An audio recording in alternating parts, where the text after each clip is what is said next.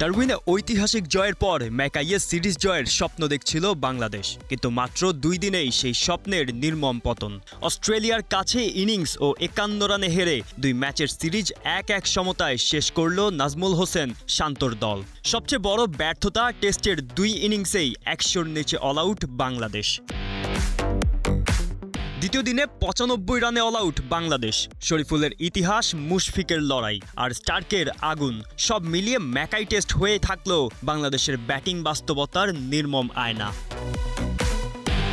দ্বিতীয় দিনে স্কোরবোর্ডে 45 রান যোগ করে অস্ট্রেলিয়া। বাংলাদেশের সামনে ট্রায়াল 146 রান। দ্বিতীয় ইনিংসে ব্যাট করতে নেমে শুরুতেই আবারও স্টার্ক ঝড়। পরপর 2 বলে সাদমান ইসলাম ও মুমিনুল হককে ফেরান তিনি।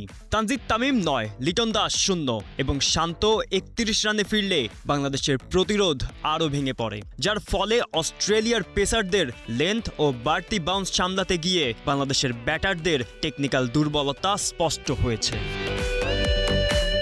তবে এই ধসে এক প্রান্ত আগলে ছিলেন মুশফিকুর রহিম। 80 বলে 29 রানের ইনিংসে অভিজ্ঞতার শেষটুকু দিয়ে লড়েছেন তিনি, কিন্তু পর্যাপ্ত সঙ্গ না পাওয়ায় শেষ পর্যন্ত লড়াই চালিয়ে যেতে পারেনি বাংলাদেশ।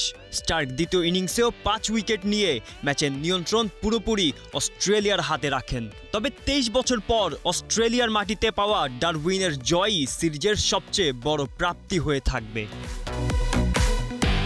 এর আগে ম্যাকাই টেস্টে টস জিতে ব্যাটিং নেওয়া অস্ট্রেলিয়ার বিপক্ষে প্রথম ইনিংসেই শুরু হয় বিপর্যয়। মিচেল স্টার্কের 6 উইকেটের তোপে মাত্র 64 রানে গুটিয়ে যায় বাংলাদেশ। প্রথম ইনিংসে ব্যাট করতে নেমে অস্ট্রেলিয়া 210 রান করে 146 রানের লিড নেয়। তবে সেখানেই বাংলাদেশের ম্যাচে ফেরার গল্প লিখতে শুরু করেন শরীফুল ইসলাম। 15 ওভারে 48 রান দিয়ে 7 উইকেট নিয়ে শুধু ক্যারিয়ার সেরাই নয়, টেস্টে কোনো বাংলাদেশি পেসারদের এক ইনিংসে সেরা বোলিংয়ের রেকর্ড গড়েন তিনি। কিন্তু সেই দুর্দান্ত স্পেলকে কাজে লাগাতে ব্যর্থ হয়েছে টাইগার ব্যাটাররা। গোলাম মোর্শেদ, স্টার প্লে।